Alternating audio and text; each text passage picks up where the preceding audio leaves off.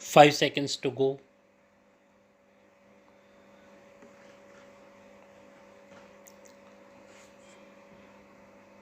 Start. Sir, at the very outset, I congratulate the Ministry of Steel and Mines for its efficient working. There has been in the past propaganda on behalf of the private sector that it alone can deliver the goods, it alone is affection, and that the public sector is notorious for mismanagement, for inefficiency, and for loss of production.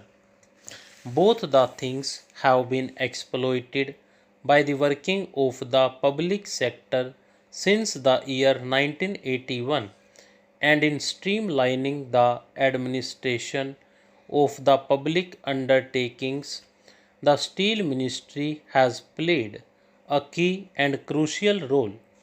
There has been a mismanagement in this company, and its management was taken over.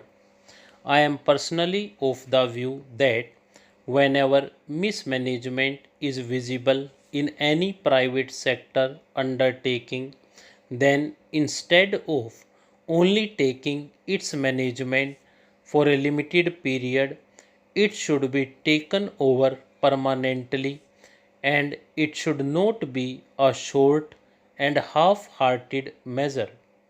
The company should have been taken over, acquired, as it is sought to be done now in the year 1982 itself, once the government comes to the conclusion that the company's affairs are not being conducted in an efficient manner, and when the government has to invest funds to the tune of crores of rupees, where is the question of reserving the decision that it may go back to the same old management?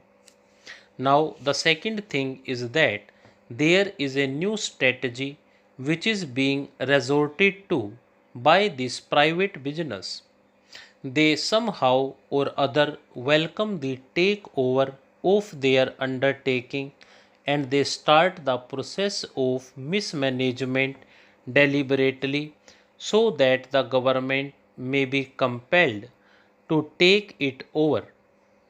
They do not invest any money in the renovation of the machinery, which ultimately becomes nothing but a junk, and they would have derived the maximum benefit out of their investment long time ago, and at the time when it is being taken over, nothing worthwhile is left in the undertaking. So it should be taken over at the earliest stage. We are now talking of commitment to the philosophy of the Constitution. The philosophy of the Constitution means that we are committed to the establishment of an egalitarian society where there would be not only political and legal justice, but there would be economic justice. If we want socialism, it should come in a proper and effective way. Those who have no commitment to the concept of public undertakings, socialism, and working for the underdog should have no place in top management of any undertaking. The difficulty lies in that we are half hearted in these matters. We have the mentality of private businessmen, and also we have the concept and the ideal of a public undertaking.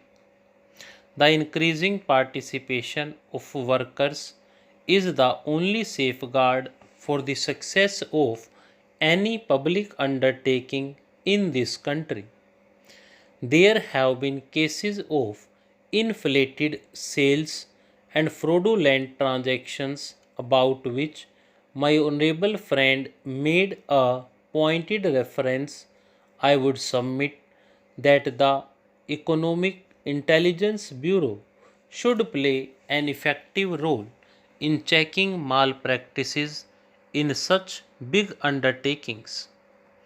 Unless this is done, public undertakings would come in a big way for sharp and hostile criticism from all those who are opposed to the ideology of socialism.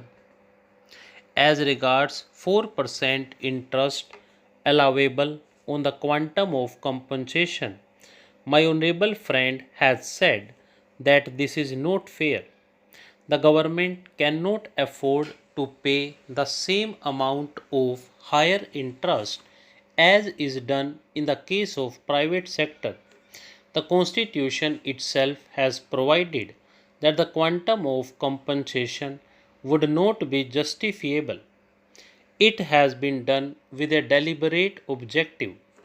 If compensation at market value is to be paid to private individuals, then it would not be possible to take over the undertakings at all. If the shareholders have taken the maximum benefit out of their investment, they should not be paid any compensation and only nominal compensation can be paid. The Constitution allows legislation in that respect. I congratulate the Minister on bringing forward this progressive bill. The steel industry is the basis of our industrial structure. In fact, the extent of industrialization of a country is measured by the amount of steel consumed per head of the population. This industry undertaking, namely the Iron and Steel Company, is a big industrial complex and it consists of not only an integrated steel plant but also an iron foundry. The company was started initially after the First World War and by 1952 it had increased its capacity to 1 million tons. But the decline in the fortunes of the company started in the 60s, and by 1963 the production had gone down to 1 lakh tons per year, that is 13% of its rated capacity, as stated by the Honorable Minister. In fact, its production had reached a figure of 8 lakh tons.